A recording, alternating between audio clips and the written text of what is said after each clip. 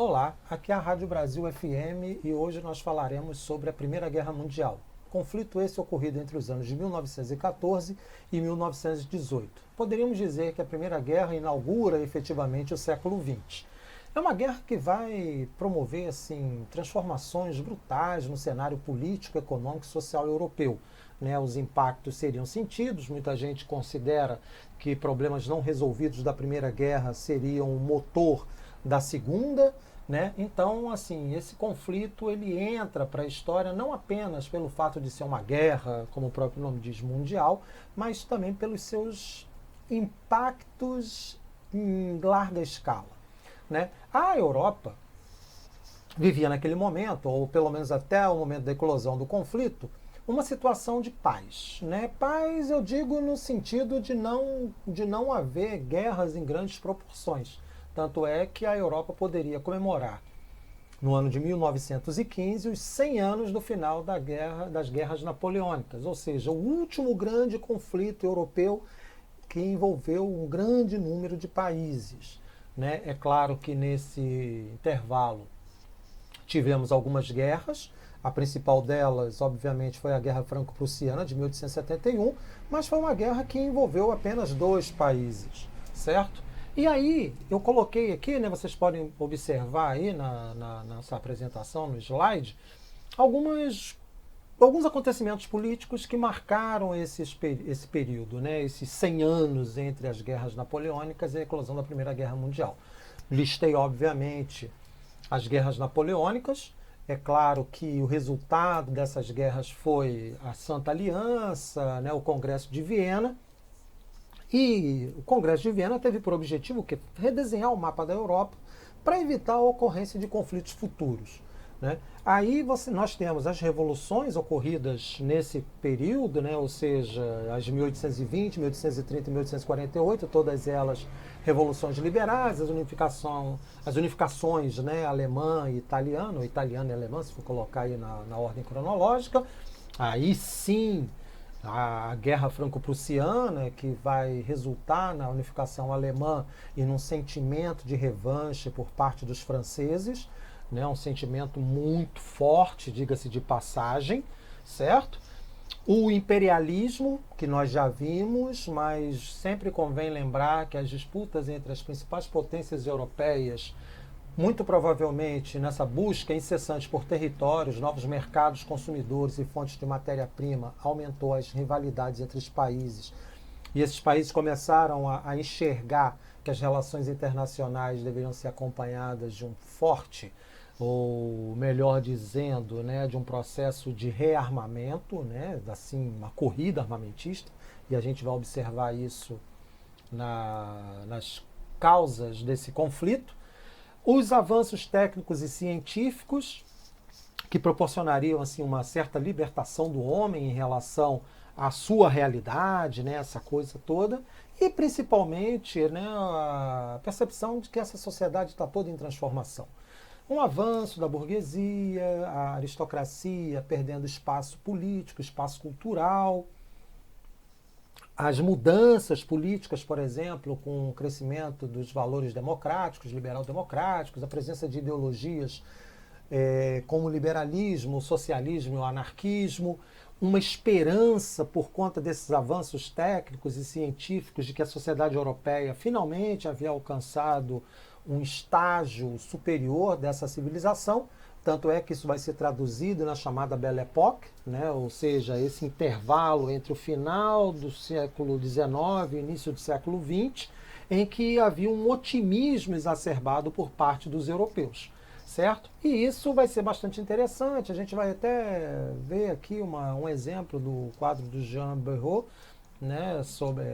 fazendo um retrato aí da Paris do final do século XIX, início do século XX, em que mostra essa alegria, essa vontade de viver, essa esperança em relação ao futuro. O problema é que lá no horizonte, por conta das decisões políticas e militares tomadas por aqueles responsáveis pelas tomadas de decisão, o que se avizinhava era uma grande tempestade.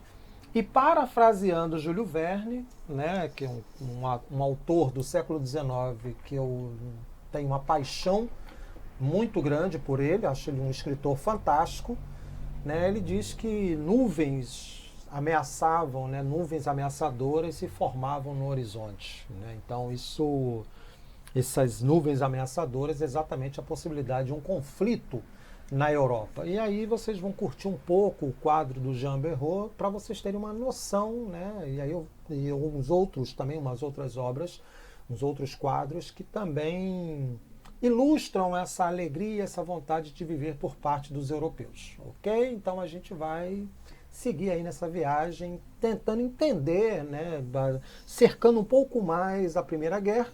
E ao final, né, das nossas 3 conversas, eu vou colocar sugestões de leitura para que vocês possam, quem estiver à vontade, né, quem estiver afim, aprofundar um pouco mais o conhecimento em relação ao conflito. Ok, gente? Então vamos lá.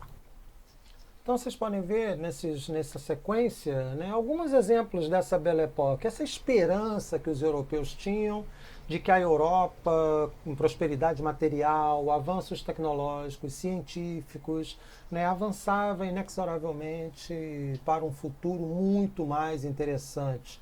Mas como eu já havia colocado para vocês, né, as nuvens ameaçadoras formavam-se no horizonte e exatamente isso. Aí agora a gente vai ver justamente digamos, as causas da Primeira Guerra Mundial.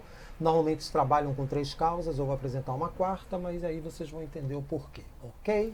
Aqui eu coloquei as origens do conflito, né, as origens da guerra, até coloquei entre aspas, exatamente porque, para a gente entender exatamente esse processo, né? Então, coloquei as hipóteses para o início do conflito. O primeiro deles, óbvio, não tem uma ordem de importância, essa ordem foi totalmente aleatória, mas a corrida imperialista do século XIX, ou seja, aquela disputa entre os diferentes países europeus, as potências europeias, por territórios nos continentes africano e asiático, né? Então essa expansão do imperialismo levou, obviamente, à ocorrência de atritos entre essas potências. Esses atritos que antes ficavam num nível tão somente de troca de acusações, né, perspectiva diplomática, tentar convencer um país ou outro de fazer concessões. Isso ficou muito claro quando a Alemanha, lá em 1884, convocou, né, a chamada Conferência de Berlim para poder fazer uma redivisão, uma redivisão do continente africano para atender os seus interesses, em virtude do seu crescimento econômico, né, resultante aí da unificação. Então, essa corrida imperialista vai colocar os países frente a frente, vai promover, obviamente, um choque entre essas potências, e é bastante interessante isso. Por quê? Porque a gente vai ver no outro momento, né, que essa corrida imperialista ela também tem reflexos, digamos, reflexos não, mas também ela se manifesta dentro da própria Europa com a disputa entre França, Inglaterra, Alemanha, Império Austro-Húngaro, Império Russo, na região dos Balcãs, certo? Então essa corrida imperialista é um dos fatores que nos ajuda a compreender o início da Primeira Guerra Mundial.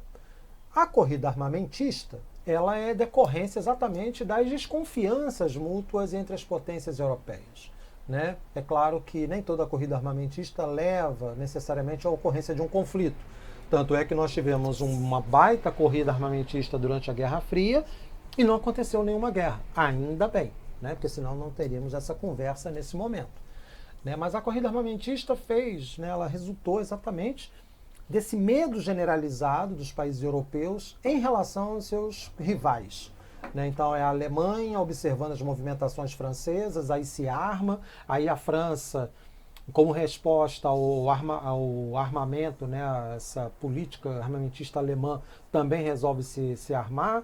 O Império Austro-Húngaro, preocupado com seus interesses nos Balcãs, e também com uma eventual interferência francesa e russa, também começa a produzir armas, a adquirir armas. Os russos, temendo um avanço alemão, um avanço austro-húngaro sobre suas áreas de influência, também temiam a possibilidade, então vão também produzir armas.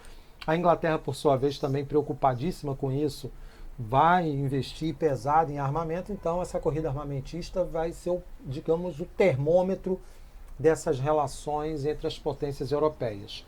O sistema de alianças, que também pode ser considerado uma das causas, né, porque, afinal de contas, os países, o que eles vão fazer? Eles vão se aliar uns aos outros para impedir que os seus rivais mais imediatos pudessem, de alguma maneira, interferir nos assuntos internos ou nas suas regiões, nas suas áreas de hegemonia, né? Então, isso vai ser bastante marcante, por quê? Porque, afinal de contas, né, a Europa, como eu falei, ela vai ser, digamos, dividida entre potências, e aí eu posso fazer uma divisão interessante, uma divisão.